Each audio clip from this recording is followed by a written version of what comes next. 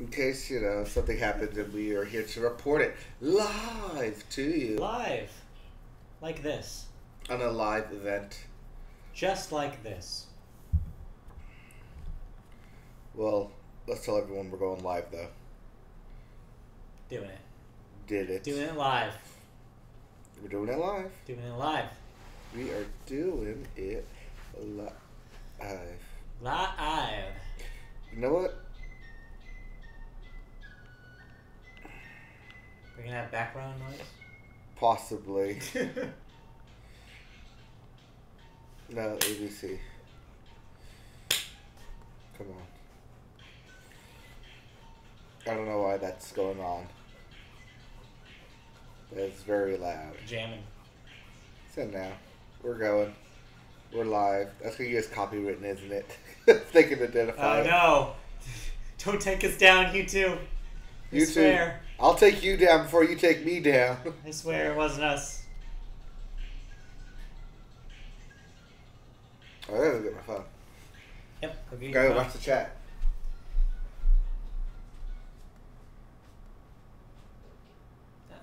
I was right.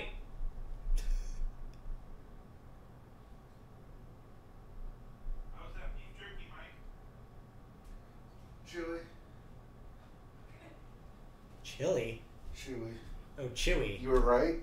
I was right about box office, but we'll get there. Oh, yeah. Called it. We'll get there first. But first, let's begin. Yes. Okay. Hello! All right, we're recording. We're hello, good. Hello, hi. Testing here. I'm not hitting the red anymore, so we must have adjusted something. I adjusted nothing. All right, I don't know what's happening. Hello, welcome to the Media Boat Podcast. If you're listening to this, you know that it's Wednesday. You know that it's 8 o'clock p.m. Pacific time. I just heard myself, which was weird. This means it's good. We're That live. means it's good. This means we're live. It's working. Well, it is Wednesday. It is Wednesday. It is 8 p.m. Pacific time. It is YouTube live right now happening on Media Boat Podcast. What day is it? It's Wednesday. Today is it's October 3rd. It's October 3rd. It's October 3rd. Yes. And we're not wearing pink. We're not wearing pink, but it is October 3rd. This is episode 148? No, 143, I think. 45. I think we're at 44. 45. It's in that realm somewhere. We got this. We know what we're doing. Yeah, we totally have control. Totally know what we're doing. What episode it is. I was so ready last week, and I wasn't ready at all this week. Had my own technical difficulties. You still have your own technical difficulties. Yeah, apparently. All right. So, this is the Media Boat Podcast. If you don't know what we are your source for news about movies, video games, music, and television. Not necessarily in that order. My name is Matt. His name is Mike. I'm Matt. I'm Wait, not Matt. You're not Matt. I'm Wow, Mike. We're just running on all cylinders clearly right now. I know. So I got base football. you got I got football on mine. I got baseball in front of me. Sports is swirling. But we'll Hockey get there, is starting. That's what I should put on. Well, we'll talk about sports a little later, but because we always start though with movies, and we always start our movie segment with the box office from the previous weekend. All right. Weekend box office numbers. So you were begrudgingly right, but I'm going to make a caveat here. What you do? Called this, but it wasn't by a whole lot. So your number one movie this week was the marketed to hell and back Night School with Kevin Hart. That was your number one movie with $27 million debut. Yeah, I figured that with the amount of ads I saw for this thing that it was going to be your number one movie. Also, Kevin Hart is a reliable box office player. Also, it's been a while since we had a real strong comedy. Tiffany Haddish in there too. Yeah. She's hot right now. This is true. Both of them are in their in-game. Right, 2018 has been a good year to both of them. So, Yep. yeah, this made sense to see as number one. Beating number two, Smallfoot, by only a margin of $4 million. It came in at $23 million for its debut, which is not too much of a difference. And here's where I make the caveat. All right, what's your caveat? So, because Smallfoot was for kids, it did not have a Thursday night opening. Right. Night School Thursday. did do a Thursday night opening. Yes. To the tune of $6 million. Okay, so that was what it did. What did it? Yes. So you're saying that if Smallfoot had had another day, perhaps we would have a reversal here. Yes. Okay. But that's just me being nitpicky. Yeah, you're being picky. Because those Thursday numbers, as always, count for weekend box office. Yep. True weekend. True weekend. The Ju- truest of weekends. The only time I'll make the caveat just to prove I'm right, but technicalities. The only time. Anyways, but yes, those are your number 1 and 2. Number 3, The House with Clock Its Walls continues its run. Continues to tick. Continues to tick along with $12.6 million. A Simple Favor is number 4 with $6.5 million, and The Nun comes in at number 5 with another $5 million. Nun, by the way, crosses the 100 mark this week, $109 million. Woo! So, box office success. Yep, those horror movies usually are. Also, this is the first week that Crazy Rich Asians is not in the top 5. Yeah, but probably somewhere in the top 10. It stood 6. Yes. I just want to make that note. Yes, that's an important note. Speaking of important notes, what's coming up this weekend? Coming up this weekend, if you're done seeing the movies that are currently in theaters, if you're done seeing Zendaya as Michi, then you can see A Star is Born, the Bradley Cooper directed and starring Lady Gaga singing weird ass. I don't know why they're making this movie. Remake movie? Yeah, jeez. That is finally out, and counter programming abounds as Venom is also in theaters this week. Yes, by Sony. And everything else got out of the way. Yep. So those are your 2 big releases. So have fun having a argument with your significant other about which one you're going to see on Friday night. Do you want to see Bradley Cooper and Lady Gaga, or do you want to see Tom Hardy? Tom Hardy. Hey. And hey. CGI Venom. Hey, I feel like there's probably more crossover than you think. There's probably a lot of people who are like, I don't know, that Tom Hardy. But that Tom Hardy, though. But anyways, so those are your movies in this week. Oh, sorry, I've been corrected. Zendaya. It's Zendaya. It's Zendaya. Zendaya. Now, apparently Zendaya herself says that is how she pronounces her name. Okay. Are you saying Zendaya is wrong? Yes, just like I'm saying Tyrod is wrong. Tyrod? Who's Tyrod? Tyrod Taylor? Oh, Apparently it's not Tyrod Taylor. It's not Tyrod. It's Tyrod. Tyrod? It's Tyrod, not Tyrod. Herod's. But I'm calling him Tyrod, just like I'm calling her Zendaya. Not Zendaya. Well, you're wrong. It's like Hyundai. It's Hyundai, not Hyundai. Hyundai, not Hyundai. But yes. You're wrong. Anyways. Alright, let's move on then. Those are your new releases coming up this weekend. So let's move right into... Did you see any movies? No. No, we're still on our movie detente. So, September is now over, which means I am out of my movie hiatus. Yeah. And I will be seeing one of those 2 movies this week. And a big reason of that is because of our first story. And that first story is about, of course, MoviePass, your best and worst friend when it comes to seeing movies. MoviePass is back in the news this week because they're trying to get subscribers back. They're giving you that 3 a.m. call. They're really drunk. They're not sure how they're drunk. They're a little bit lonely. It's 1:15. They're all alone, and they need you now. Yes. Or I should have gone in the first place with that. Yes, they are trying to get subscribers back by re-offering their 1 film a day program among their selections. So, except they're not offering it to anybody. It's not quite offering as it is you're doing this period. They're basically forcing you. It doesn't formally cancel your existing subscription. It will automatically re-enroll you to the new kind. Yes. Which is the return to the one a day. So in other words, they're basically saying like, yeah, all that stuff we said we were going to change, well, we're going to maybe give you back what we said we had in the original version. Right. So people like me, yes, people like who you, technically are still subscribed to MoviePass, but I let it lapse, meaning I didn't subscribe to their new 3 movies a month deal that they had, that they were forced to go into, and so I let mine just lapse when my year expired. Right. Well, now they're trying to basically force everyone who is not officially canceled to automatically be enrolled into this, and you will be charged if you do not formally cancel. Well, yeah, that's the case for pretty much any subscription product. Yes. If you don't do anything, you're just going to keep paying for it. Right, but see, if you don't accept their old terms, it just lapses. Okay. But in this case, everybody goes back to the original plan, essentially. Yeah. It's both good and bad because some people, well, one, if you don't formally do it, that's basically MoviePass holding you hostage saying, okay, now you're doing this. Yeah. And forcing money out of you. Yeah, that's not great. Right. They need to be, if they're going to do that, they need to communicate it better than I think they have been. I've gotten 3 emails from it, so. Okay, well, maybe they are communicating it. They are communicating it. Okay, well, then that's really all they can do. I mean, besides just not do this. Right. So I have gotten 3 emails saying, if you don't, then this happens. Yeah. So I probably will just let it go back into this thing. And start this deal officially kicks in on Friday. Yeah. So that will happen, and I will have MoviePass again and Yeah. go back to their selection. So we will have news about movies soon. Yeah. We will be back talking about movies again. Just wait.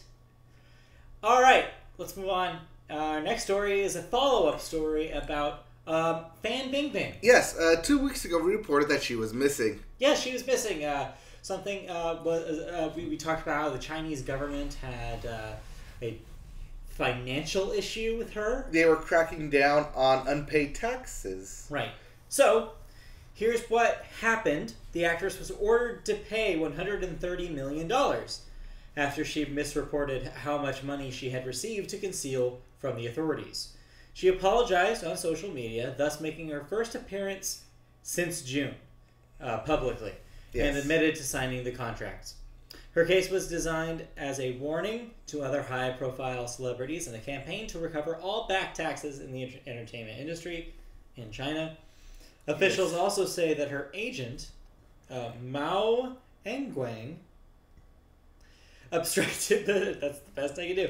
Obstructed the investigation and ordered employees of companies owned by Fan and himself to conceal or destroy counting evidence. And now he is under a separate investigation by the police. Yes, a separate investigation, but under the same financial distress umbrella. So she's safe. She's around. Yes. But she's going to be out a lot of money. Yes. But this is also a warning to anyone who has unpaid taxes that they have until the end of this year. Yeah. To basically confess. Or else. Or else they will go after you. Yeah, or else the same This thing is will their happen warning. to you. You've got 3 months now. Yeah. 2 months. October, November, December. 3 months to figure out how much you owe us and pay, or start to pay.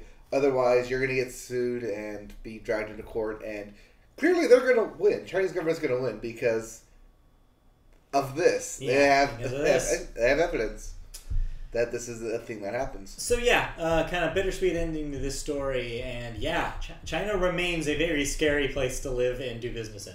Yes. News at 11, right? News flash about that one. As if you didn't already know or think that. Yeah, now you know. Hello. All right, let's move on. Speaking of a scary time to be in the business, not so great also in certain major franchises in the U.S. Major franchises As in the you U.S. know, Star Wars, especially the last Star Wars, second to last Star Wars movie, The Last Jedi.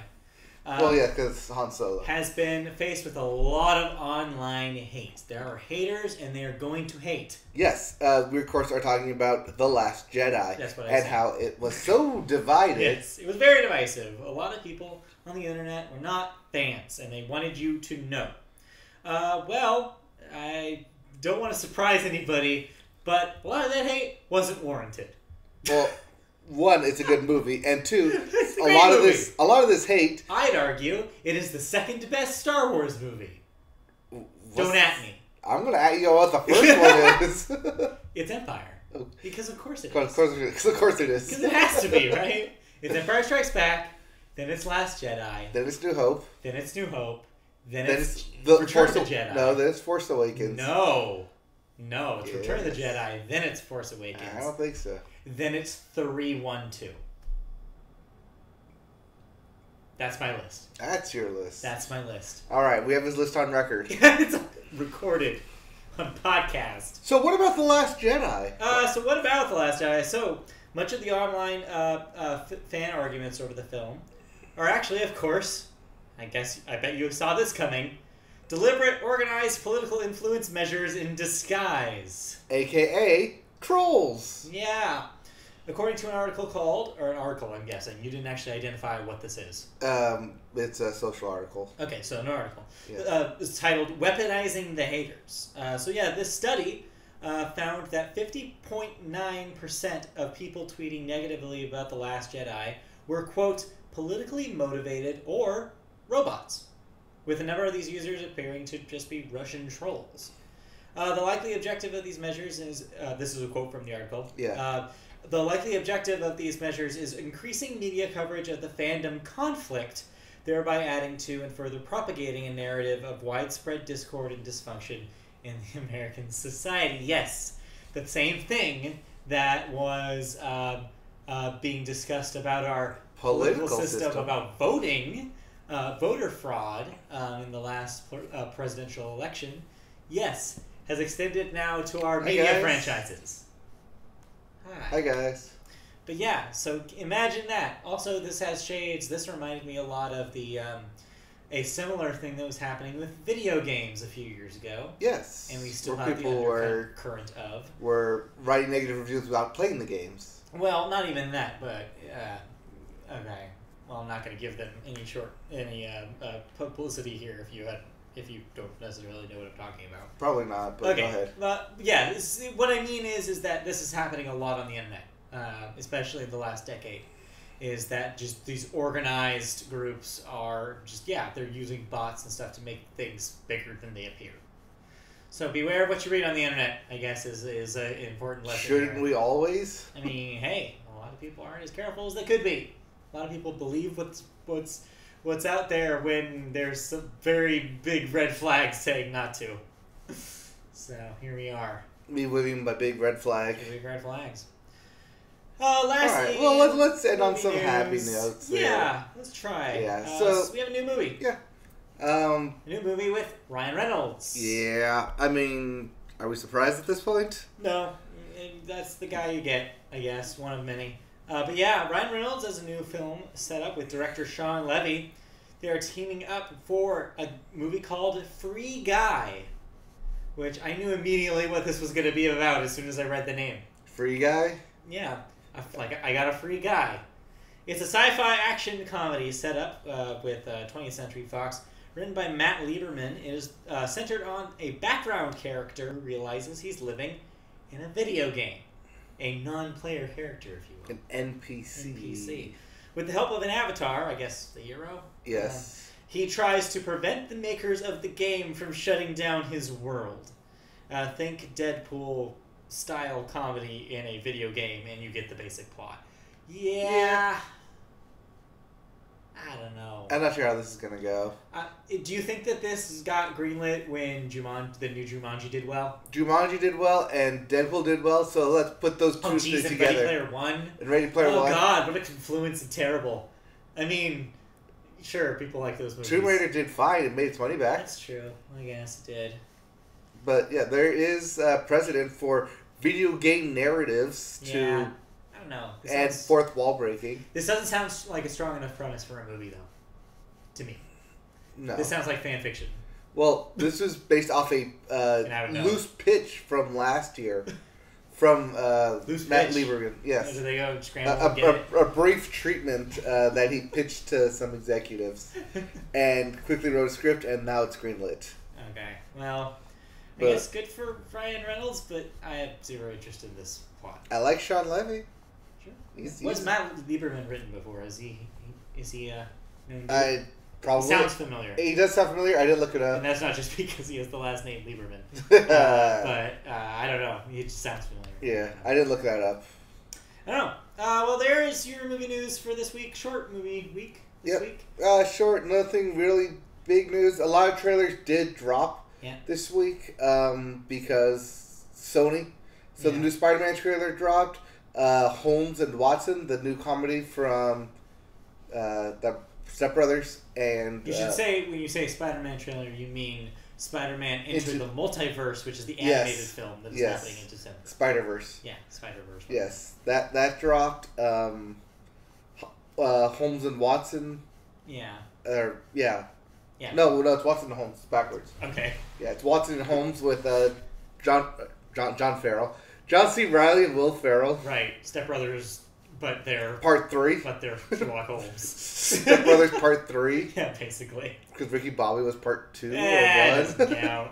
But yeah. Yeah. Okay. Yeah. Those dropped. There's a new brief trailer for Rocket Man, the Elton John biopic, starring Taron Egerton. Right. That's out now, or that trailer is out, and there was a new trailer for The Star Is Born to try and get more people to go see it this weekend.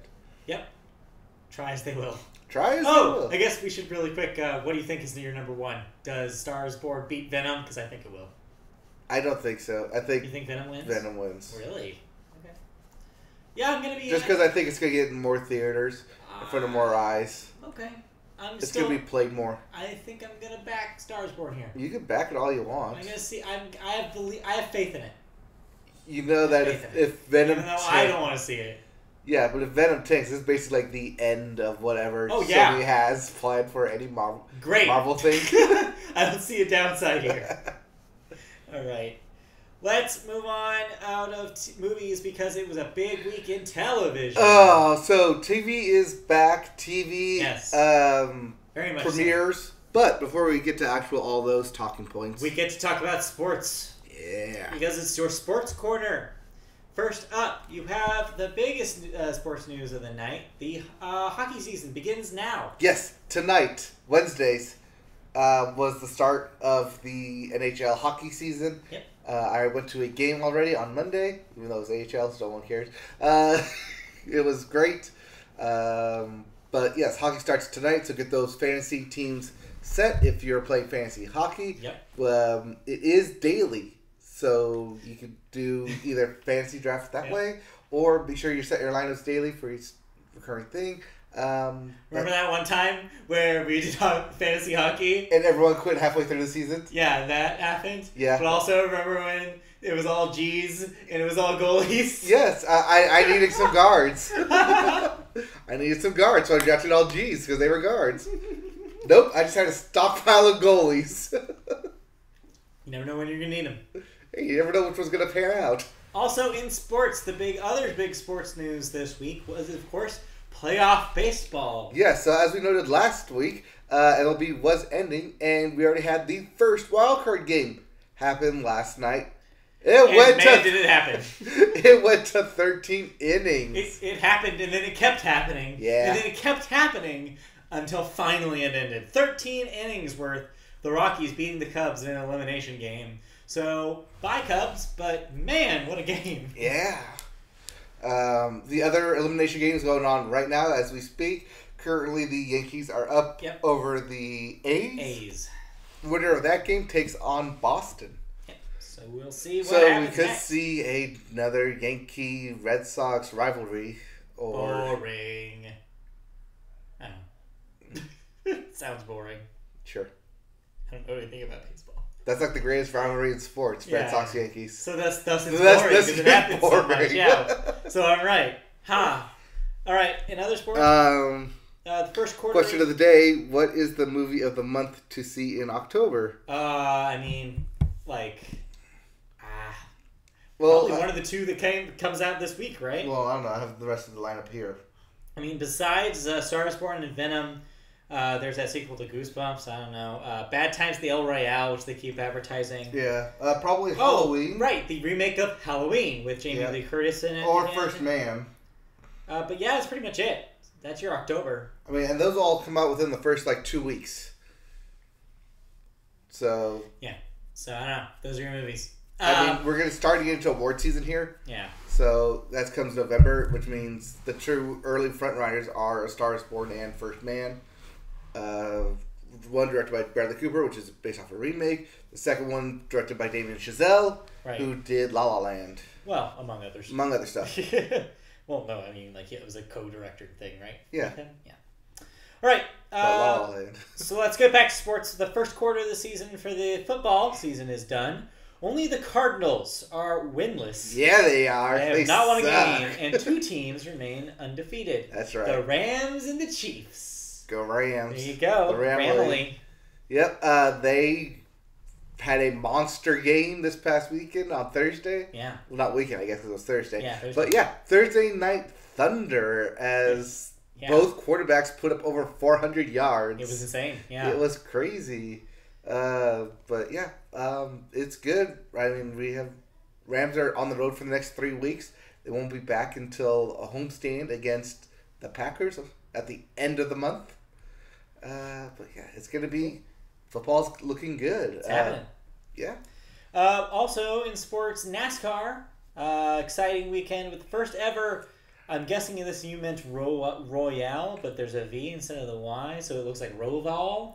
That is correct. What the hell is a Roval? That is exactly what it is. It's a roval. What's a Roval? Roval.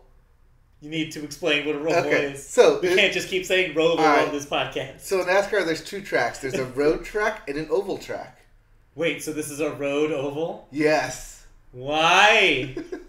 But why don't you just call it a road oval? Why did they have to make up a word for it? It's a roval. Roval? It's a combination of the 2. Okay, well, this happened in Charlottesville, North Carolina. Yeah. And yeah, world's first roval. Yes. Yes, it's a oval course, it's road course and oval. It's the craziest finish ever. As the leading 2 cars coming around literally out of the oval into a really small out of the oval part into a small road turn to go back and forth, and both crashed. Oh no! At the finish line, leading to the 3rd place guy who's currently in 3rd place to win the race. It's like the ending of Cars. Yeah. That sucks. That is exactly the ending of Cars, by the way. Anyway. I don't remember much about the ending of Cars. The ending of Cars. I know that the Lightning McQueen stops and goes back. I guess that's not the same. Yeah, it's not the same because he goes back. No, they both crash. Right, okay. In this case, they both crash. Yes. It's my ending for Cars. It's your ending for Cars. It's my headcanon. All right, and then lastly in sports... Yeah. Also, there's a crazy ending in terms of the stats for playoff points, but I won't really get into that because it's really technical. Yeah, but that was hilarious how it ended, and if you all care about NASCAR, 1, you're either watching, or 2, definitely look it up because it's one of the craziest things to ever happen. All right.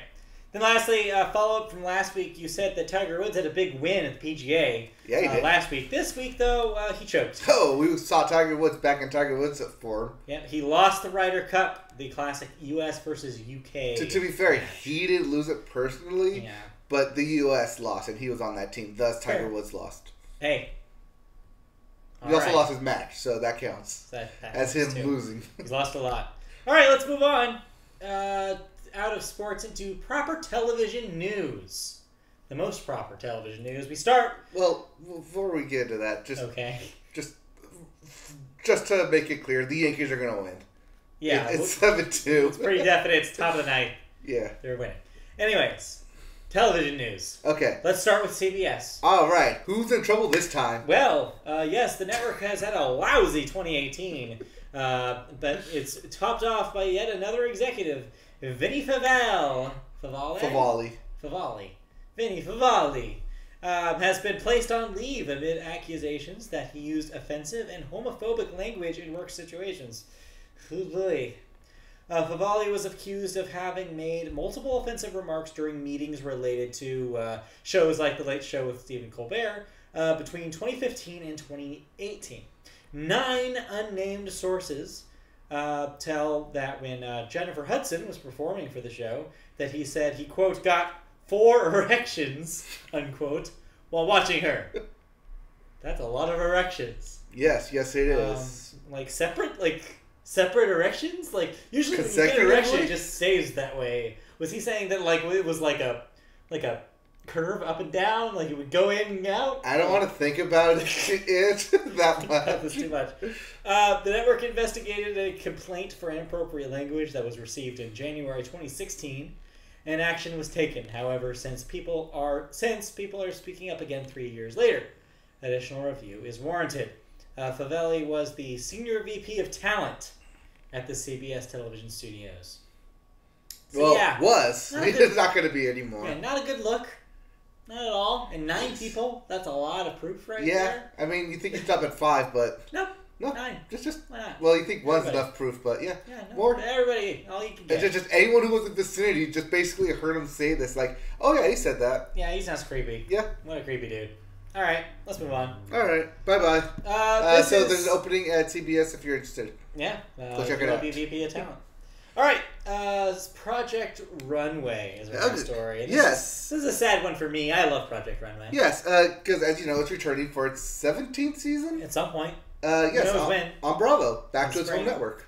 But yes, but it will be missing one core component, its hosts. Tim Gunn and Heidi Klum have left the show due to a pay dispute. In the spring, the show will be returning for a new season, headed back to Bravo, as you said, after spending a brief time at Lifetime. That meant that the deals were up for renewal. Unfortunately, both their agents... Yeah, caveat on that. Yeah. Deal was not up for renewal. Deal was dead because But Lifetime was owned by Weinstein Company. Right. And so That too. when that happened, and Weinstein had to dissolve everything, which means they had to dissolve that contract as well. So Bravo picked it up. Yeah. I Well, reread that. Bravo wasn't great. Wasn't happy about this. Yes. Unfortunately, both their agents informed them that the network offered a 60% salary cut, as they were both seen by the network as, quote, old and stale, despite being the mainstays. Instead, Klum and Gunn have accepted an offer from Amazon instead to do a different fashion show.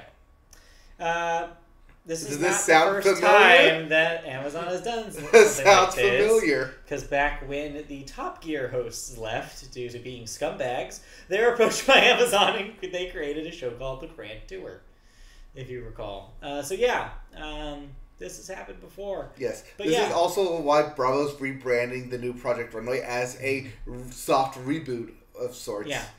I'm very interested in, one, to see what this rebranded or redone version of Project Runway will be. And two, what whatever Tim Gunn and Heidi Klum do. Alright, so In a way, I'm getting 2 shows for the price of 1. Yeah, but you have to replace Tim Gunn on that show, so who do you get? That's actually tougher than I thought it would be. Yeah. I don't know. You can't replace Tim Gunn. No one is Tim Gunn except for him. Right? So I don't know. do you go designer or do you go distributor? I don't know. What's Tom Ford doing? Is he directing a Tom movie? Ford. Is he directing a Get movie? Tom Ford right doing now? something? Tom Ford. Jay-Z. I don't Just know. sing Tom Ford. Versace's very hot right now. That won't work out. All right. May have some trouble getting him. Let's move on. All right. Let's move on to Our next story. Fox. Yes, it's about Fox.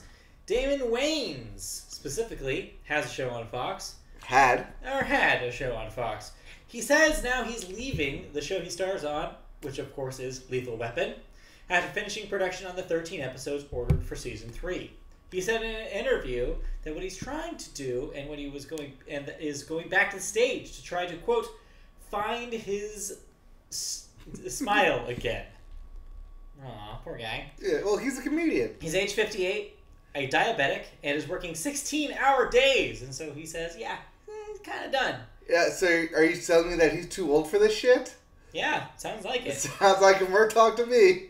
We have input as I guess a suggestion for a replacement for Tim Gunn on Project Runway. Yes. Someone named Austin Scarlett.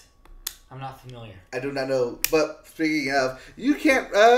No one is Tim Gunn. Yeah, it's true. Also, it's a good thing that someone has Prime. Yes, good thing. Good thing you get Prime. Yeah, so you good thing can we take it do. all.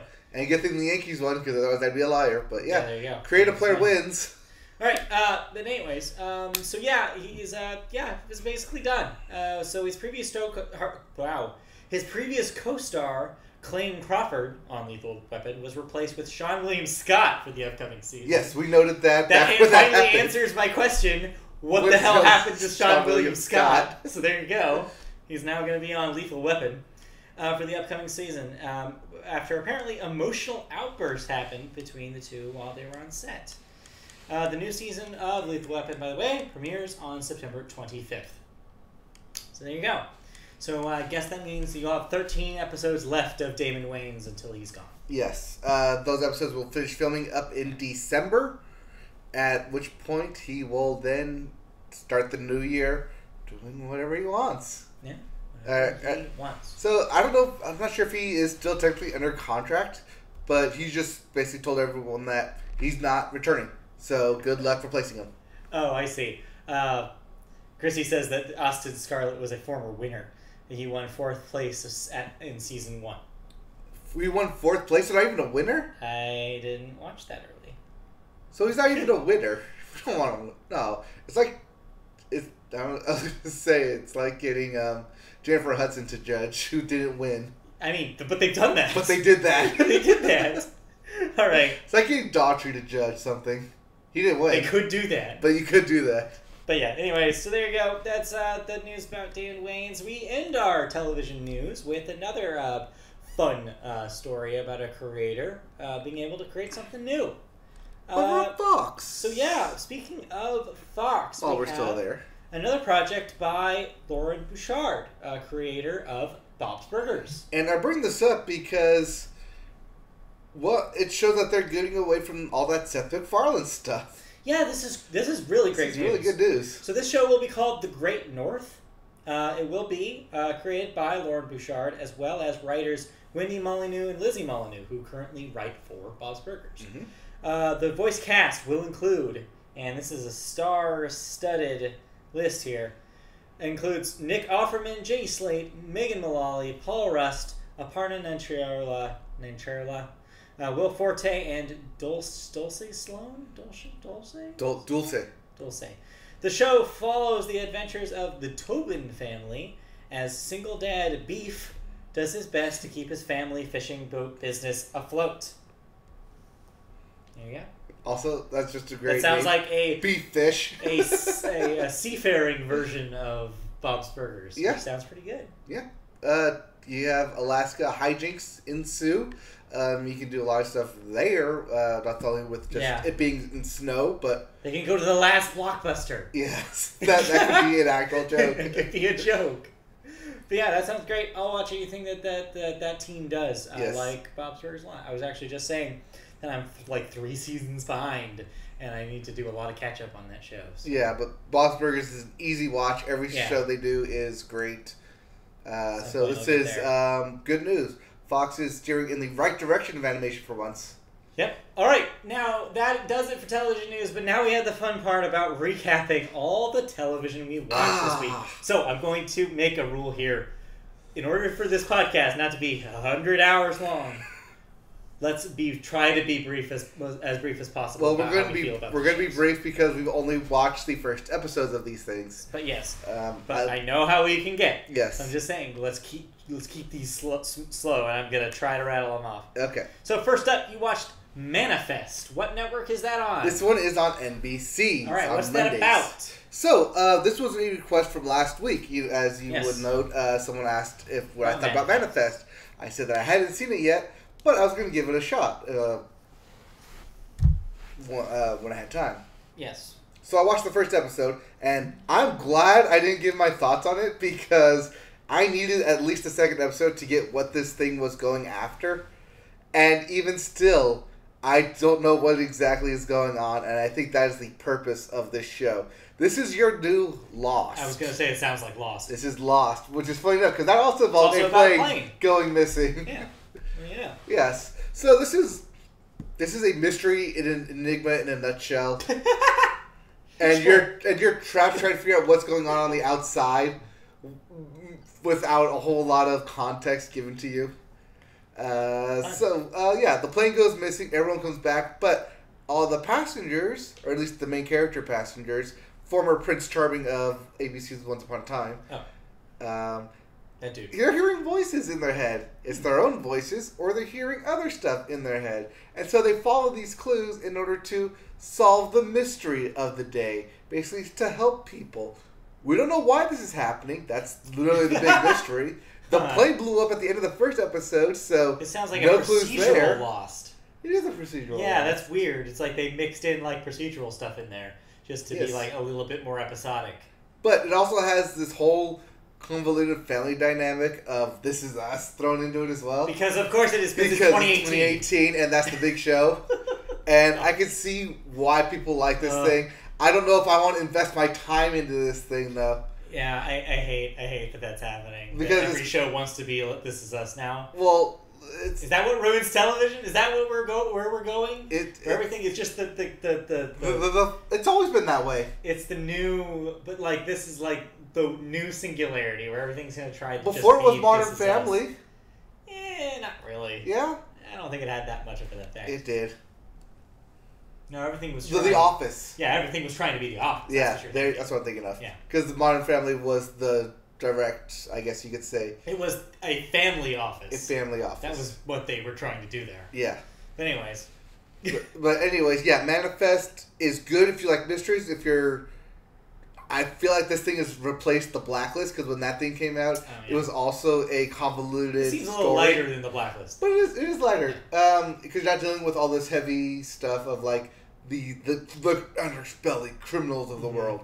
This is more family, personal affairs that you're trying to unsolve and unravel. Unsolve. I love unsolving things. Unsolving things. I want to unsolve something so that way it appears on Unsolved Mysteries. Well, it is unsolving stuff because I want to know answers of why this is happening, but I know that will never happen.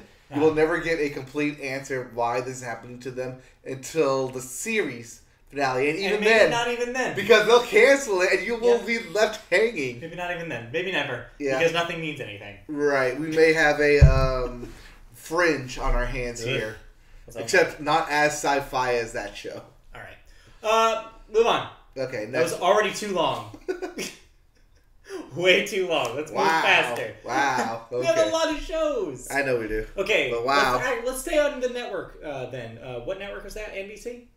Yes, that was NBC. All right, what else was on NBC this week? Let's talk about The Good Place. All right, so The Good Place Season 3 premiere. Woo! It is still the best thing on television. Best thing on television still is the best thing on television because holy crap, I saw that first episode of the third season twice. I did too. It was funny both times. I did too. I also noticed some stuff I didn't notice the first time. Same.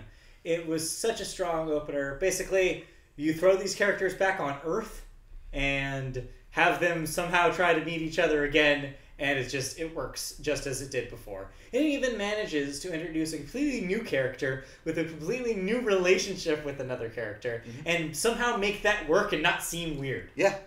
Like, everything seemed natural. Of course, they did expand it to a 2-episode premiere, which kind of helped make it feel a little wider. Right. But that being said, though, they were able to establish a lot of moving stuff within 45 minutes of television, which is really impressive. I mean, within that, you got this whole tone of the third season. You got the whole premise of the goal of the third season, and it's really hard to do in any capacity. And not make it seem convoluted. Yes. But that's one thing that the show is really good at. Right. It's making a convoluted premise seem understandable and easy to digest.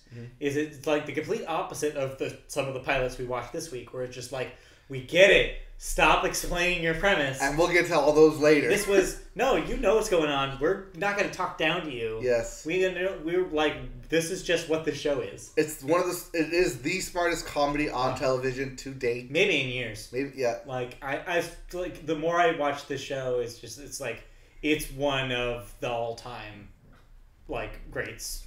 Like, and I think it'll come to its own. It'll find its audience someday, but man, it's so good. Well, here's the good thing. Both season 1 and 2 are on Netflix, so you can catch up. And there's not that many episodes, so if you haven't seen it, please do watch it. Yeah, there's 2 seasons, but only 25 episodes? Right, yeah. Yeah, so you can catch up. Very easy. It's very easy. They're all half hours. You can definitely do this in a weekend or two. Yep. And be ready to go for season 3, because you're missing out. So yeah, Good Place Season 3 is still good. Moving on. Season premiere Saturday Night Live. Yes, season 45? 46. 46. Season 46 started on Saturday night. Yes, Host Adam Driver, musical guest, oh boy, Kanye. out of form Kanye West, who performed not once, not twice, but 3 times during the broadcast, only to be cut off before they could televise some ridiculous political rant he went on. Yeah, and probably for good reason. Probably for good reason. But yeah, at one point he was dressed as a bottle of Perrier. Which, Real thing that happened? that sounds absurd, but then you realize that his musical comrade... Well, who was that? That was Lil Pump. So Lil Pump was next to him, dressed as a bottle of Fiji water. That is the 3rd time, by the way, someone has asked, who was that guy Lil Pump? performing with Kanye? It's Lil Pump. Okay, so... It's Lil Pump. So you had 2 dancing bottles in front of a, I want to say, busty model. There's a story about that. Apparently, that is the person who is reading I guess the comedian who is reading the intro to that song or something. I don't know who that person is. It's taken from one of her comedy specials. I don't really know much about it either. This is just based on reading I've done. But yeah, he was awful. Yeah. And then the second performance he did with Tiana Taylor, because he produced her album. It was a track that I guess wasn't on the album because they had some difficulty clearing the sample. And so this was technically new. Yes. But really, we knew about it. And played no material off of his new record because, guess what? There is no new record. But we'll get to that later. It's not in my news. I can add it real quick. Okay. That there was some sort of confirmation about when eventually that thing's happening. Okay. But yeah, in the meantime, we had to deal with those kind of lousy performances to see kind of a mediocre premiere. There weren't that many amazing sketches. Nothing super memorable. For example, I can't think of any of them right now. I like the Confederate one. Yeah, that was all right. That was pretty good. Okay, now the BK Joe thing was kind of funny. They've done that before, though. I feel like they did that sketch already. They have done that before. That's why. Not with coffee. It might have actually been with coffee. I think it was. I think because I remembered that premise. Mm-hmm. And I was like, oh, they're doing this a bit again. Yes. And then, Adam Driver was fine. They kind of made him play an old dude like one too many times. Yeah. Which he just must think that's hilarious because he wanted to be old the whole show. Right. I don't know. Yeah, he's fine. He's not the greatest host. Yeah, it's fine. The one highlight though was they did get Pete Davidson to talk about his life with Ariana Grande briefly, which was pretty entertaining. I liked that bit. I did like the opening guy because that's all anyone wanted to talk about was Pete Davidson's life. Pete Davidson's life. Yeah. Very interesting. Okay, let's move on. Anything else on NBC that we watched this week? Yes, we watched the new comedy produced, or at least tried to watch the new comedy produced by Amy Poehler called I Feel Bad. I Feel Bad. And man, I felt bad watching that show. It was... That's putting it lightly. He literally stopped the show and said, I can't do this. Well, it was just like, it was trying, like, I could see where the jokes were, and I was like, okay, they're trying here. They're trying to make an effort here. But the characters weren't that likable immediately. There's a B plot about her the main character working at a video game company that just, the whole thing felt super bad, like wrong. Just like everything about that scene just rubbed me the wrong way. So every now and again, Seth Meyers will do a joke that's written by a 40-year-old Jewish writer about a teenager. Yeah, and this was that. And this was basically the show. It was just not great. And, like, all power to that show because it is Amy Poehler's producing that thing. The lead actor, she's also the head writer and creator. So, like, and she wrote the pilot. Yeah. It's just, I just don't know if they know what that show needs to be yet, and they're not quite there with the jokes. They want that show to be middle-aged mom trying to redefine herself, but going about it the completely wrong way. I think the fine premise, I just think the moment-to-moment writing on that it's just not ready. And if this is your pilot, this is where you're supposed to be your headline grabber. It just grab you, and it didn't grab me at all. Yeah. Did the opposite of that, in fact. I know, you would. Not you want nothing to do with that. Other pilots that we watched, though. We talked about that last week, didn't we? Yes, we did. We already talked about that lousy pilot. All right, anything else on NBC before we move on to a different network? I did end up watching the second episode of New Amsterdam. I know I said I was going to drop the thing like a hot bag. But I wanted to... But your sister said that she liked it. And she was going to be... You have to keep in mind that my sister watched every single episode of ER. Yes. And that she also watches... for medical drama. And she also watches Grey's Anatomy. No, the other one. The soap opera one. And she also watches... Well, she's watched Young and the Restless for her entire life. Yeah. It's very up that wheelhouse if you want a soapy medical show. Yes. So I decided to watch the second episode to see if it was just me who was crazy or if this is exactly what I was watching. And then why did you be here to watch it? It was exactly what you said it was. Yeah, it was. Oh, I could not nail that thing anymore. It seems like the problem of that show is a problem with a lot of shows where it's like if your protagonist is so good at what he does and everybody loves him, like and he's making such a difference, your show turns out really boring. Mm-hmm. It's like there's nothing here. Well, it's more than on top of that, there's a surgery plot on top of a medical office plot on top of a psychology pills plot. Yeah. And one of them needs to take the lead, but they all share enough, like the same amount of screen time that you eventually like don't care for any of them. Yeah. It's like it spreads itself way too thin to be anything. Trying to do too many things, and without really a good anchor to hold it all down. Yeah, like I think personally the best thing about that show is in fact the psychology aspect because it's something that you really don't see on TV. Yeah. But I can also see why that is not enough to hold you for an hour. Yeah, that's fair. All right, what else do we got? I think that's all we got for new NBC. Let's move on to CBS. All right. So, let's start off with the new season of Survivor. We didn't watch that. I watched the pilot. Wait, you did? You watched the It's David versus Goliath. Oh boy, okay. And if you want some beefcake action and hot bottles, that is that is where you go. Beefcake Action is my middle name. Beefcake Action is the name of that show now. That's a way better name. Beefcake Action. Because every time they try to go to the nerds and David, they immediately supercut it over. You know what? If you've got beefcake footage. And if you got beefcake footage, that's what they want. Use the beefcake footage. I know. That's rule number one. It was just super funny to watch. I bet. So besides Survivor, what else did you watch on CBS this week? On CBS, the new, I want to say comedy. Dramedy? Dramedy. All right. Let's call it a dramedy. Let's call it dramedy. God Friended Me. Oh boy. You know exactly what that thing is, and I don't even need to talk about it. We barely even need to say anything because you could write this show in your brain. Oh yeah. Oh yeah. I mean, it's religious comedy. Right. Starring this thing guy that started in The Mayor. Yeah. Over on ABC, which got canceled. He's good at what he does. I like him as a comedian. He's not the problem in this show. Yeah. The problem with the show is, like I said, you could write the premise in your head. Yeah. So if I tell you two things, you can pretty much fill out the rest of the blanks. He is an atheist. Of course he gets friend requests from God. Fill in the rest of that episode.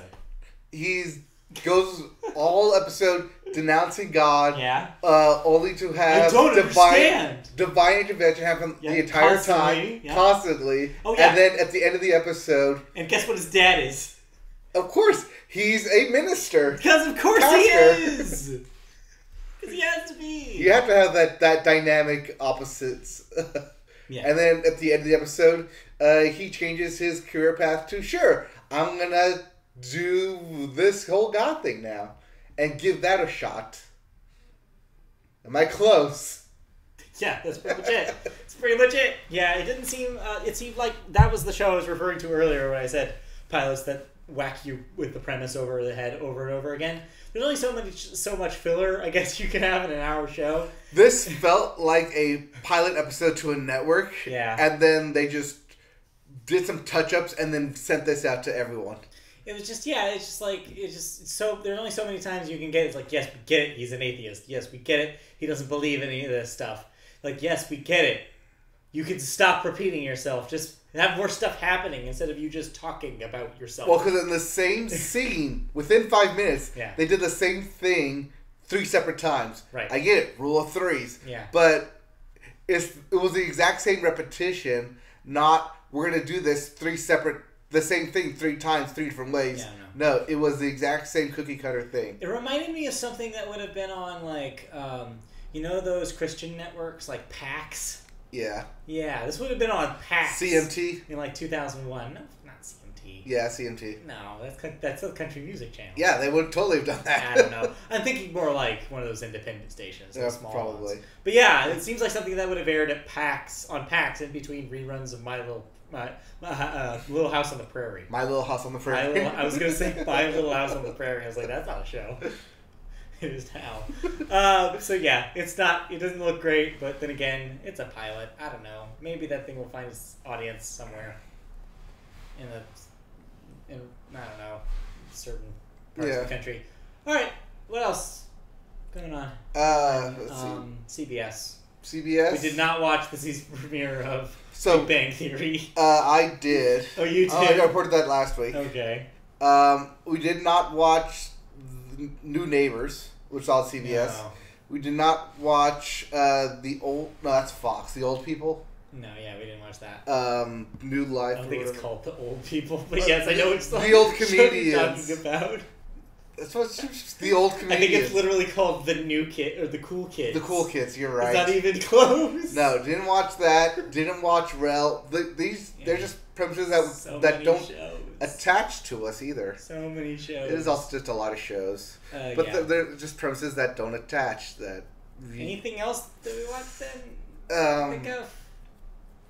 Not that I can think of that's new. I mean, because we reported a lot of it last week as well. Yeah, we did. I don't know. That might be it. I think that's it. I don't know. I was here when we watched the new stuff. Yeah. That's literally what we did doing before literally this. What we did. Just now. Yep. So yeah. So they're hot takes. Let's move on then. If we think of anything, we'll bring it back up. I can't think of any. But that's it. So let's move into cancellations and renewals. All right. So who's got the boot? I'm dying up here. Has died because Showtime has pulled the plug after 2 seasons of I'm dying up here. Okay. I only thought that thing had 1 season. I was actually shocked at it a second. So there you go. Queen of the South on USA is getting a 4th season. Mayans Motorcycle Club. That is the spin-off of. Is that what MC stands for? That is what MC stands for. Okay. That is getting a 2nd season on FX. Now we move into deaths. We have 3 deaths this week, all music related in a weird way. Yeah, weird way. Marty Balin, age 76, was in Jefferson Airplane. Co-founder of Jefferson Do Airplane. you know whether he continued to be in the band when they converted to the Starship? I do not know. I assume he was. Okay, I would assume. Jeff Emmerich, age 72. He was an audio engineer on some of the Beatles' most famous records. Yes, way back when. When? One of the more famous guys, just because everyone knows. Yeah. Everybody knows who worked on those Beatles. Worked on the Beatles albums. They all became famous. Yep. And they all eventually became someone. Then lastly, related to music in a more tangential way, Peggy Sue Garon, who's age 78, and was the inspiration for the Buddy Holly song, Peggy Sue. Hey! That's a fun one. Yeah. I mean, not fun that she's dead. Well, no, but it's a fun fact that the song Peggy Sue is actually based on a real person. A person. I mean, you would assume it would be. Yeah. But yeah, there you go. All right, that's it for deaths. All right. That's a quick one. Yeah. We're moving on right along here. Let's move to music. So let's go into billboards and who is sitting atop. Please tell me it changed. Well, your Hot 100 did not. Your Hot 100, which is your singles chart, is about the same that it was last week. Girls Like You by Maroon 5, which I finally heard for the first time yesterday. Mm-hmm. That's not a very good song. It's a #1 song again this week. Number 2, Lucid Dreams by Juice WRLD. Number 3, Better Now by Post Malone. Number 4, In My Feelings by Drake. And number 5, Kill Shot by Eminem. Yeah. It is of note that Maroon 5 still and the NFL have not confirmed that they are performing halftime. Well, maybe there's still hope. Maybe they're still working some details out, but that's their go-getter, so unless we hear otherwise, that's who we're going to continue to say is doing the Super Bowl show. Then your #1 album this year in the Billboard 200 Albums chart.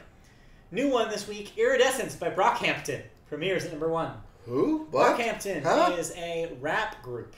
about like several dudes, like 7 guys or something. They're kind of like a rap boy band.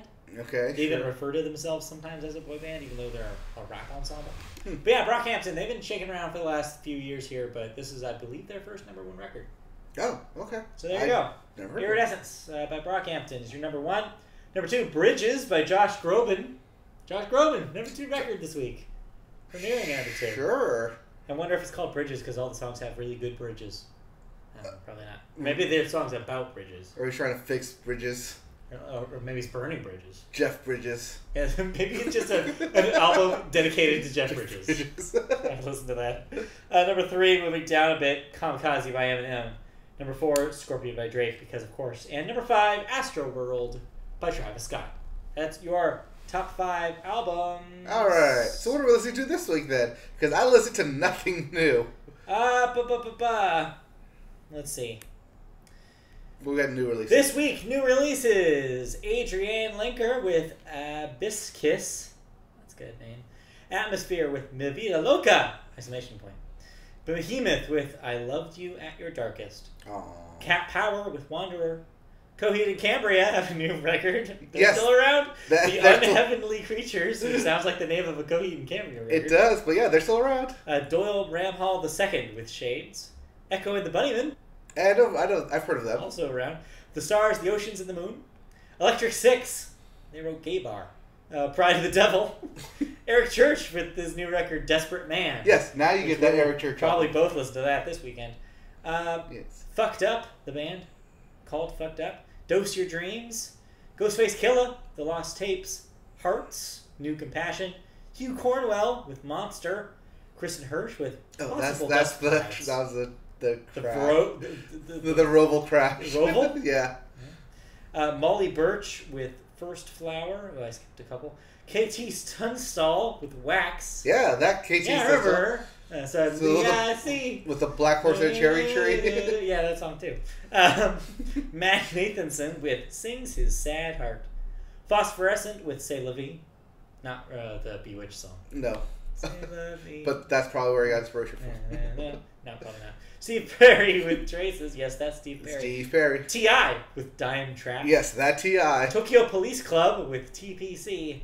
21 Pilots have a new record. Yes, Trench. they're finally putting out that record. Will Hodge, My American Dream. And Windhand with Eternal Return. So there's literally something for everyone this week. Yeah, Jesus. Happy October. Happy October. Music releases are happening. All right, let's move on into Spotify. Our first news story is about Spotify. Of course it is. They've emailed some of their subscribers of their family plan for, get this, their GPS location. Why would they want to know where I'm listening music at? Well, thank you for asking. Because they need to confirm that you live in the same place. The family plan is designed for families, but what people have been doing, because of course if they have, that they've been sharing it with their friends. Well, people who potentially don't do that and don't confirm their home address could potentially lose access to their plan on Spotify. This is an attempt to crack down on groups of friends who save money on individual subscriptions by sharing their plans intended for families. Spotify's fine print does say that the family plan is available for, quote, you and up to 5 people who reside at your same address. Keyword, yes. Same address. It's unclear how aggressively Spotify plans to move forward with that confirmation process. Right. So they're not going to knock on your door and be like, hey, where's Spotify? No. Who lives here? But they have been, whenever you open up the app, people have taken screenshots of a notification popping up saying, please turn on your GPS so we can verify your location. That sucks though too, because if you're working, like if you're at work or something during that, when that happens. Well, not only that, but if you travel for work. Yeah. Or, family and your kid goes off to college. Or, anything like that. I think this is just proof that this is a thing that is really hard to verify. Right, because, you can get Spotify premium for a year at $10 a month, or pay for the family plan at $15 a month. Yeah. But, that's an extra $5 a month. That's just $60 a year. That you're basically... Yeah. Well, it's that you're paying less, because that's not to include everyone who's not paying for that subscription themselves. And that's the extra money that they want. I guess, yeah. It's everyone who's using it that's not paying for it. I wonder who that could be. I don't know. Baffles the mind. Who would do such a thing? I don't know who would do that. Anyways, so yeah, there you go. Also, in a side note, this was reported last week, but we had a bunch of other stuff to talk about. Spotify artists can now upload directly to Spotify. Right. That's a thing that they started in deal with them basically being their own record label now. So if you sign with Spotify, you can upload directly to Spotify. That could come any small artist. And bypass the middleman. Yeah. Basically, you become the man. Don't become the man. Like Aloe Black? Yeah. He's the man. He's the man. He's already the man. The man. All right, let's move on. Or Portugal. Portugal, the man. They are the man. Yes. Period. The man. Okay, let's move on. Right. This next story is kind of a follow-up to our story about Led Zeppelin getting in legal trouble over Stairway to Heaven. So we reported previously that they won the case that Stairway to Heaven was different from Taurus. Well, guess what? It went to appeals? Yeah, back in court again. Yeah, it did. Federal Appeals Court ordered a new trial in the case against the band Spirit, which is the band that was originally suing them. The Ninth Circuit Court of Appeals in San Francisco ordered the retrial because the jury should have been allowed to hear a recording of Spirit's song Taurus, which the suit was based off. The original jury did not hear the song because of copyright protection, ironically enough. Instead, jurors were forced to issue a ruling based on only the testimony of music experts and renditions of Taurus as dictated by its sheet music. I think we covered this before. That's so stupid. I believe we talked about this, how that just listen to them. That's going to be your case right there. You have to listen to what they're actually basing their argument on. Right. Well, because they're basing it not off the entire song, but specifically off of the opening riff. Yeah. That's stupid. I don't know. I'm partially happy that they're doing this retrial because that is a really weird misstep. It is. You just let them hear the song. It's so weird. All right, let's move on. Those songs may or may not have been played on Gibson guitars. I think they probably were. Maybe. But, Gibson's going out of business. Well, guess what? No, they've been saved. No, they're not. They've been saved. They've been saved. Gibson guitars have been saved and will not be filing for bankruptcy. The company will now be run by bondholders, including Kohlberg, Kravis, Roberts and Company. That sounds like a law firm. Kohlberg, Kravis, Roberts. That's the weirdest sounding, stupidest name for a law firm I've ever heard. That's that sounds like a law firm, or it sounds like angel investors, parent companies, VPs. Alongside Melody Capital. That sounds like an actual place. Capital. Gibson faced up to $500 million in debts, which have now been wiped, with up to $70 million now invested as a, quote, business plan for growth. CEO Henry Juskowitz is out alongside co-owner Dave Berryman, and they will both have their equity stakes canceled. Oh, you said that one. They're out. They're fired. They're out. They're out, yes. Alongside the co-owner. And sign a consulting agreement that bars them from making negative comments about Gibson. So they're basically like, hey, we'll give you a little bit of a stip in here, and you're fired, but don't say anything bad about the company. We're letting you go. We have to let you go, but But here's this non-disclosure / consulting gig. That way you'll still get paid. Just good things. You'll get paid. Don't worry, you'll get paid. Yeah. But you just can't say anything bad because you're no longer a part of the company, technically. Yeah. Even though they're going to be on their payroll. So technically they are, but they're not. Yep. All right. But hey, Gibson guitars are still a thing. Yeah. And hopefully this will correct it and they will forever be a thing. All right, let's move on to our last story in music today. Nile Rodgers. Famous man Nile Rodgers. Nile Rodgers has claimed this week that he has secretly not made not one, but 10 songs with the late DJ Avicii before his death. That's nice. They formed apparently a close friendship after they collaborated on the 2013 song "Lay Me Down," which I believe was a really big hit for them. It was. I don't know if that was a #1 single. It probably was. May have been. That thing was everywhere. Yeah. That was. I would not be surprised that was #1. Yeah, that was a huge song. Nile has now revealed that they held a series of sessions in which they recorded an album's worth of content shortly before the Swede's sudden death in April, age 28. I want to make sure that whatever work I do with the tracks would be to the benefit of the people Avicii would want that project to benefit. Don't be surprised if this does eventually get released. This material will go to charity. Either charity or Avicii's family or something of that suicidal awareness. Yeah, maybe. Or drug overdose, something like that. Or a rehabilitation center. Or something. Yeah. This is smart. I think Niall's smart to be like, no, if this is going to come out, this is going to go in honor of the... Also, if it's going to come out, he's going to put his work into it because it is late Avicii. So we'll use other to honor him as well. Yeah. So that's it for music news. Let's roll into music we've heard this week. Okay, so I think I mentioned briefly last week I listened to the Lana Del Rey thing. Yeah, we talked about that. I think we talked about that. Then, no, I have no new music. Well, I do. Because Kanye didn't release anything. No, Yandi was not released. Oh, I should put that in here. Oh, yes, so... I don't know how reliable a tweet from Kim Kardashian is at this point, but... There was a tweet that she released a day after the SNL performance where she claims that Yandi is now delayed to November 23rd, which is, yes, you guessed it, Black Friday. So, yeah, maybe it's a Black Friday release now? Who the hell knows? But Kanye himself has not confirmed this.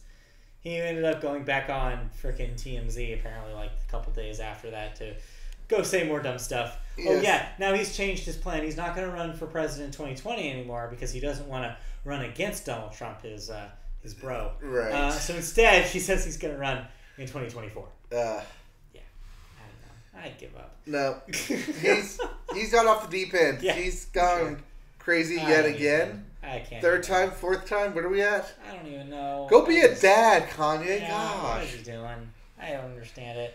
But anyways, less about him and about the big rap album that came out this year. Yes, the one thing that actually was released. That had nothing to do with Kanye West. Well, let's see. It was delayed.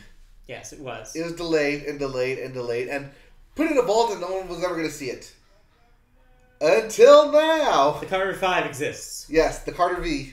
The Carter 5, the fifth in the Carter series from Lil Wayne, is finally released after, as you said, years of delays and being held up by Birdman. And it is an hour and a half. It's an hour and a half long. It's 23 tracks. It's a whole lot of Lil Wayne. But here's the good news. What is the good news? It's not bad. Oh, it's actually pretty decent? It's actually alright. Oh, okay. There's a lot of music in there. Not all the songs are great. There's one song especially that Nicki Minaj shows up that's pretty lousy. But... There's a lot of good, strong takes there. There's a song where Kendrick Lamar just goes crazy on his verse, and it's super good. And yeah, there's like some surprising guest spots. There's some really good beats on it, but there's just so much of it that you do have to basically like, am I gonna really invest an hour and a half of just straight up listening to this Lil Wayne record? That being said, though, this proves that he can do it. Because there's for a few years there where people were worried about his health. He was being hospitalized for seizures that may or may not have been related to his habit of drinking lean. It's just like, it was bad times for Lil Wayne, both in his personal life and in his professional life. He could not record, he could not release his recordings. Well, now this is kind of this testament to like, not only can he do it still, but here's basically what he's been up to, recording-wise, for the last 4 years. This is everything. This includes stuff that he had recorded back in 2014 all the way up to this year. Okay. So, yeah, there's a couple of not so great things. He does have the late XXX Tentacoin. Yes, Mr. Temptation. Doing a verse which isn't super great, but he does, although on that record, refer to him as Triple Extension, which I don't know if is how you're actually supposed to pronounce that, or if that's a Lil Wayne joke. I don't know. I think that's a joke. I think it's a joke. I was like, do you really say his name Triple X, not XXX? I don't know. I think it is. Triple X Temptation? Triple X Temptation makes more sense than XXX Temptation. Yeah. So maybe, I don't know. I never knew how to say that. No. Thus, I even wrote it down wrong. Yeah. We called him that ever since. But yeah, if you like Lil Wayne, I say check this out because he is in full force in a lot of these songs. He's rapping like he used to. which is really heartening. That's really good to hear. Yeah, it's good to hear. I wouldn't be surprised if there's at least one single off this thing that peaks into the top 5 at some point this month. Top 5. I really think that there's some strong material in here. Okay. Drake shows up, but very briefly, and he's surprisingly underused that song. He's like for like one line, and he disappears. I was like, wow. You would think that in 2018 you would get a Drake feature that mattered more. Yeah. But I guess there's already enough Drake music in the Well, world. I think especially coming from Lil Wayne. Well, I mean, Lil Wayne is Drake's mentor. Yeah. So you think he would bring it. Right. But no, Wayne was like, yeah, I don't need you. And do my own thing. Okay. But yeah, it's a really strong album. And he kind of deals with some personal stuff that he has dealt with before. He even discusses, I guess, on one of the songs about a suicide attempt when he was age 12 that he hadn't really gone on record talking about before. His mother is on the album as kind of the intro. It's like a voicemail form because it's a rap album. You have to have a voicemail. It's a requirement now. But yeah. Thanks, Eminem. No, everybody does it now. I know. Kendrick did it. Kanye did it. I know, but Eminem did it all the way back on his original album, Yeah. even. So that's why. Voicemails, they work. Yeah. Dr. Dre did it. Anyways. But yeah, it's good. Check it out if you have some time. Or just check out the top played on his page, I'm sure. It's probably up there now. Probably up there at Other this point. stuff. Alright. Other than that, Did you listen to anything else? I listened to the first half of the new Swearin' album that is currently streaming on NPR. Okay. I think that thing technically comes out this week, so I'll have thoughts about the whole thing probably next week. But Yep. It's really strong from what I heard, and they're one of my favorite bands, and this is their comeback record, so first material since 2012, so that's exciting. Okay. So yeah, I'll have more about that next week. Alright, and lastly, the single for the new movie, Stars Born, was released with both Bradley Cooper and Lady Gaga singing. Yeah. The titles, I guess, the song that's been in the trailer, Shallows. Yeah, here's a thought exercise for you guys at home. Think about what does a song that was written to win the award for Best Original Song at the Oscars sound like? Something very heart tugging at my strings and really long run at some point. Hey, it's that. Hey, is that? Hey, it's that. Yeah, it's exactly that. It's exactly that. Like, I listened to that thing, it just bounced right off of me. I was like, yeah, that's exactly what I thought this was going to be. Yeah, so, yeah, as we mentioned beforehand, this is basically the start of the Oscar runs, and this is case in point. It's going to give me the Oscar runs. It's going to give you the Oscar runs. Gross. So, yeah. It's fine. I didn't hate it. It's all right. It's a good song. It's got a catchy chorus. Yeah. Which is just them saying the word shallows. Bradley Cooper can sing Kind of decently. thing. He doesn't go any too dramatic on it. Lady Gaga is firmly in the same mode she was with the last album cycle. Yeah. In her ballad mode. Yeah, Joanne album. It's very much in keeping with that kind of vibe from her. Yep. But it's a pretty good song. You could actually hear this on the radio eventually. Maybe, depending on how well it does this weekend. Yeah, on your local soft rock station. Yeah. Soft rock with less talk. Right, on your family-friendly station. Yeah. Your Coasts, your 104, My FMs. My FMs. For all you LA market people out there. Alright, let's stop talking about that. Let's move on. That is it for music. Yep, that's all we got for music. Let's talk about video games. Yeah, I didn't listen to anything new single-wise. So let's talk about video games. Alright, so let's talk about... We need to talk about video games. Alright, so let's talk about Kevin. Let's talk about video games. Your new releases this week. Super Mario Party for the Switch. That's like Mario Party, but super. Yes, it has over 100 mini games or something. Something like that. Yeah. You like Mario Party, and you have want a Switch. And you want to disappoint your friends and create rivalries. By making them play Mario Party. There you go. Super Mario Party is out. WWE 2K19 for PlayStation 4 and Xbox One. Assassin's Creed Odyssey. That's get your Greek on PlayStation 4. Oh, and get Xbox your Greek One. on. Get your Greek on. We'll talk about that in a little bit. You can do the kick. From the Spartan 300. kick. Yeah, the Spartan kick. You can kick people off cliffs. Yes, we'll talk about more about Odyssey in a little bit. Astro Bot Rescue Mission. for PlayStation 4. Thought that said Astro Boy for a second. I was like, no, Astro Bot. Something else.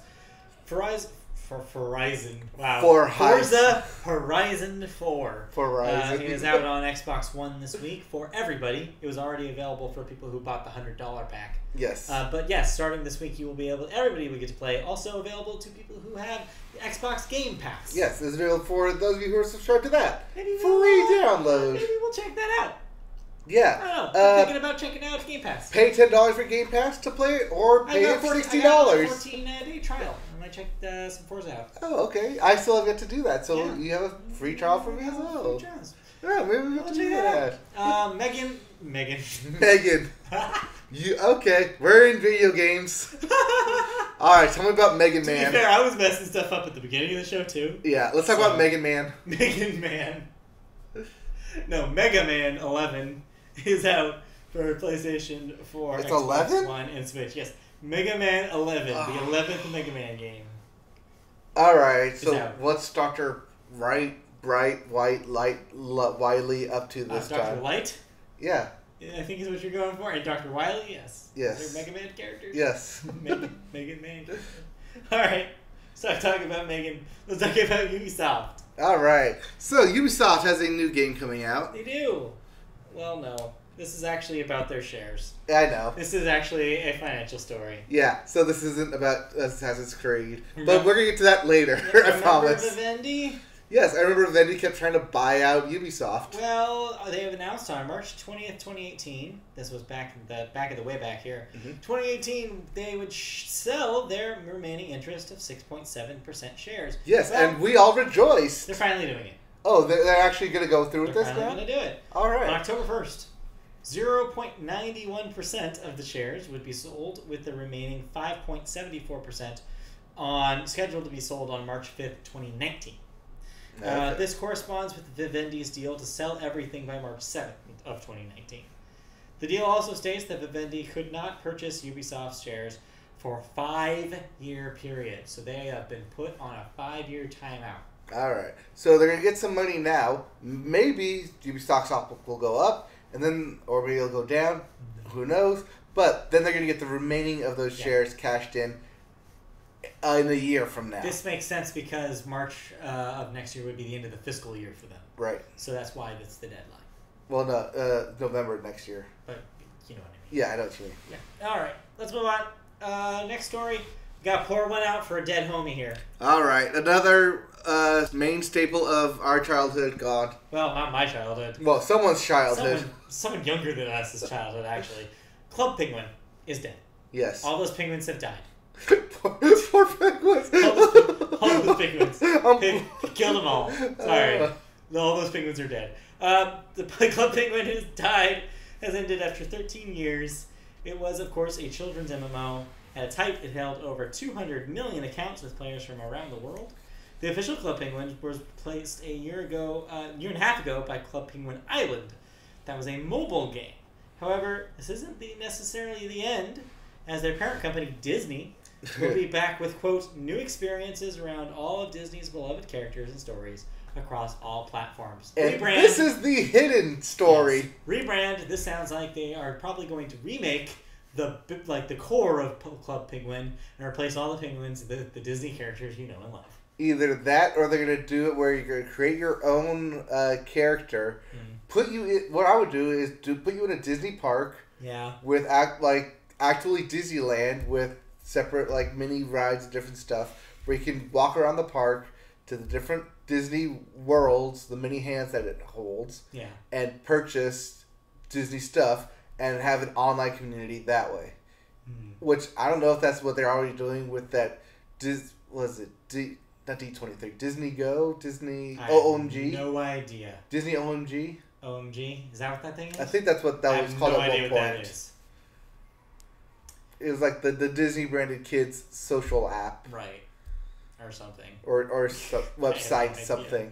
I don't but know. I feel like I'm too old to know. Yes.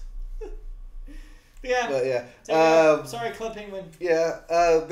There's a lot of fun stuff online that you can find of people tricking other Club Penguin players into saying curse words and then getting immediately banned. So messed up. It's super messed up, but also like super hilarious if you're cynical like that.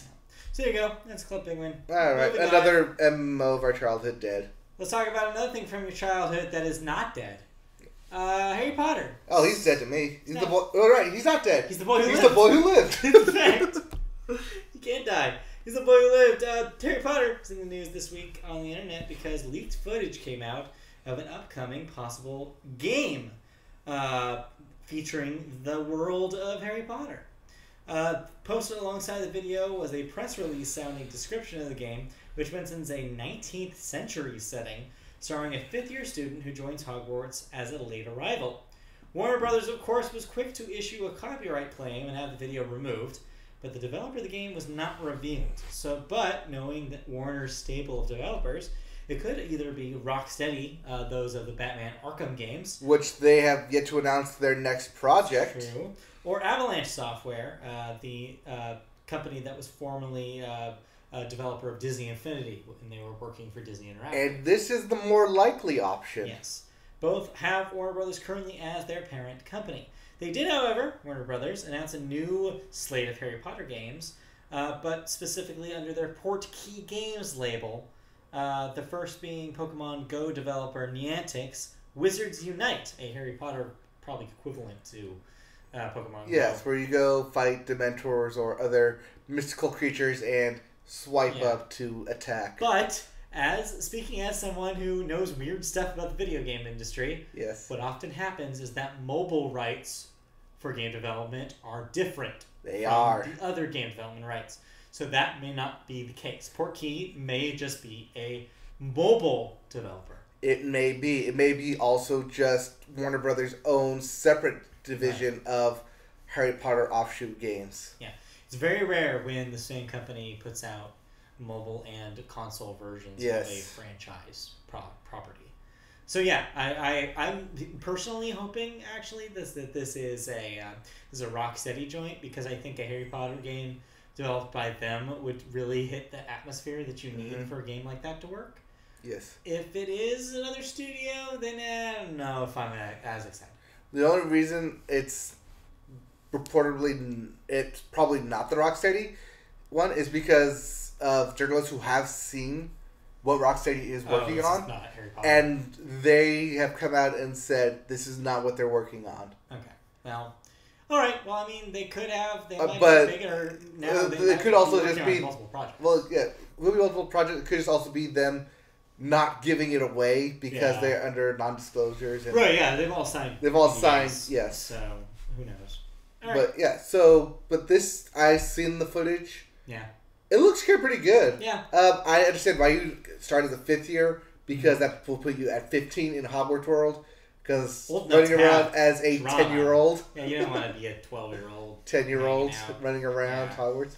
It makes Yeah. sense to start where you can actually have like drama stuff. Yes, happen to but I you. do like the aspect of turning into an evil wizard and possibly ruining the school. Yeah, it's a neat concept. It's a cool I concept. think there's always been potential around Harry Potter as a video game franchise that was never realized. Yes. This could finally do that. Well, because a lot of the Harry Potter video games have been tied to the Harry Potter films. They were always tied to the films. Even the Lego Harry Potter Yeah, stuff. They were never a separate thing.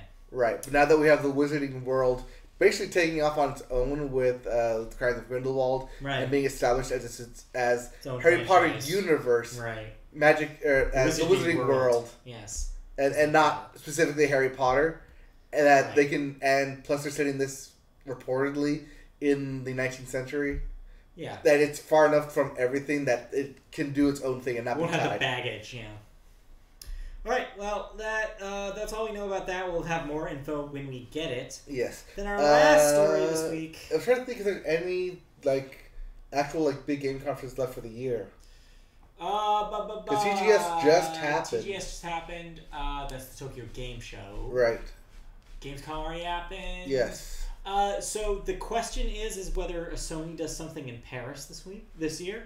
Remember last year, that was the year they actually did a bunch of reveals, because it was like the week before PlayStation Experience, and they announced nothing on PlayStation Experience because of it. Well, speaking of PlayStation Experience, they're not doing it this year. Right. Which makes me think that they are saving things for Paris. Yeah. I don't know when that is, it's some sort of special Sony event that they just do for PlayStation. And I don't know when that is, but that may be the last thing this year. Okay. That I know of. And of course, Video Game Awards at the end of the year in December. They usually do trailers and stuff. Yeah. I want to say there's something this weekend. I don't remember what it is or where it's at. Yeah, I don't know. I think there was some convention this weekend. But yeah, maybe, like you said, the VGA Awards. But that's so... End of the year. So specific that seems very unlikely. I don't know. We might just this might just be a slower year for like big announcements. Right. There's been some really good games though. Oh, BlizzCon. That's what it is. BlizzCon's this weekend. Okay. Yes, but it has nothing to do with Blizzard, so don't expect anything. Yeah, don't expect that. Yeah. All right, let's move on. Our next story is about Assassin's Creed. A little follow up to that game coming out this week. It comes out alongside something new called Project Stream. So, what is Project Stream? As the name implies, it is a streaming project from Google. I like Google. Yeah, Google has partnered with Ubisoft for this.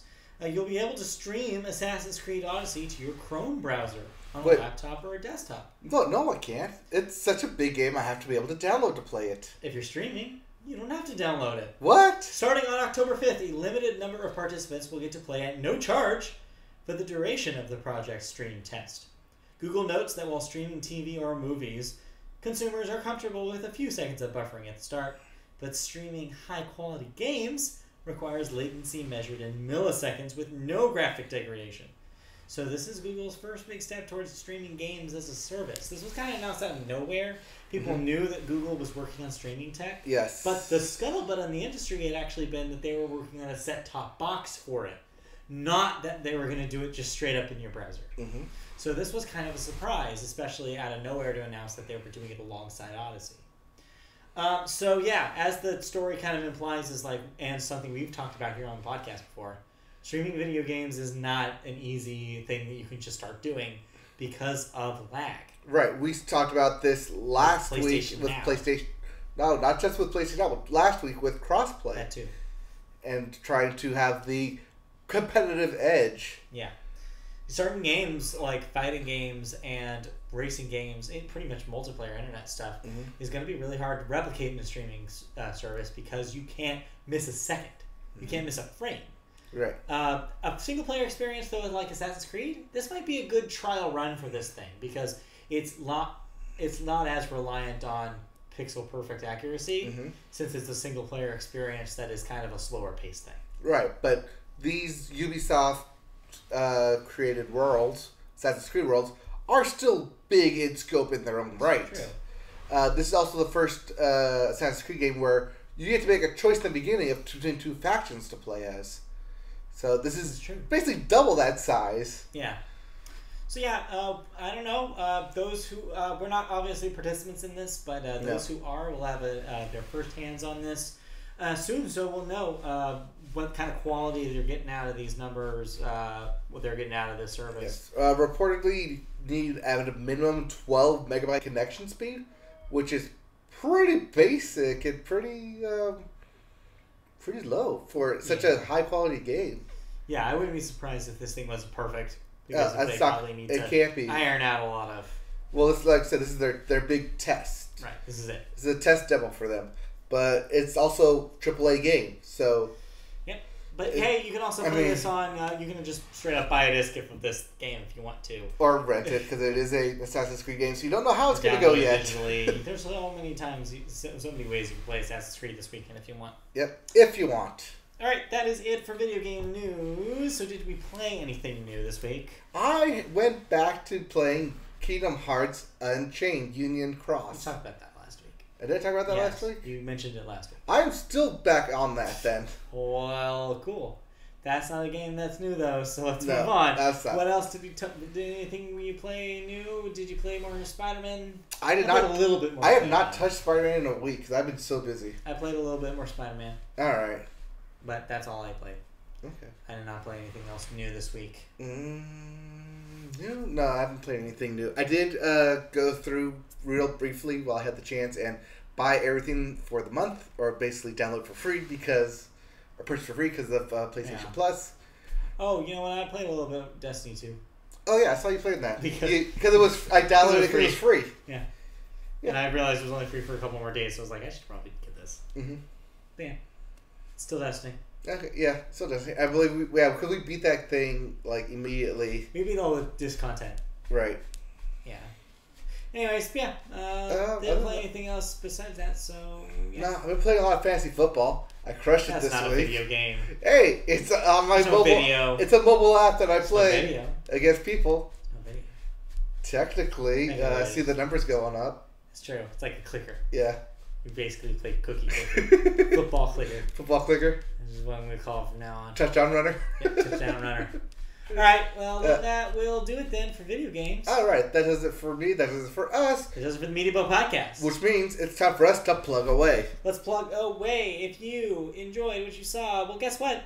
We're live every Wednesday night with the Media Boat Podcast. Wednesday night at 8 p.m. Pacific is when we go live here on YouTube. Just search Media Boat Podcast on YouTube and you'll find our channel. Like and subscribe, please. You'll get notifications when we go live if you're a subscriber. So do so, please. If you want to hear the audio version of our podcast, you can get that too. We're on Apple Podcasts as Media Boat Podcast. Just pop in Media Boat Podcast in any of your other RSS feed-driven podcast devices, and you'll probably find us there too. So subscribe and download new episodes as they go up every Wednesday night. You can also find us on the internet at MediaBoatPodcast.com. That's where our writing is. You can see archives of our thoughts of movies and television and video games and music from last year all the way up to early this year, and a smattering of things later this year. Yeah, a smattering of things. You can also find us on social media at MediaBoatCast on Twitter. We're on Facebook. Just search MediaBoat Podcast to find our page. We're on what else? We're on Twitch.tv when we stream video games at twitch.tv/MediaBoat. If you want to help us out, you can donate to us on Patreon. Patreon.com/MediaBoatPodcast is where you can donate as little as $1 a month to keep us afloat and make our content even better than it already is. You can also get exclusive content that we haven't even made yet just for our patrons. Just for you. That will do it for the Media Boat Podcast. We'll be back next week for another episode. I do that every time. Yep. New episode next week on Wednesday, but until then, we're gone. Yep, we'll have a new episode talking about A Star is Born, possibly Venom. Maybe Forza. Maybe some Forza, and any new TV that we want. Oh, speaking of, I do have some new TV to talk about. We ran out of time. I'll get to that next week for you guys. All right, bye.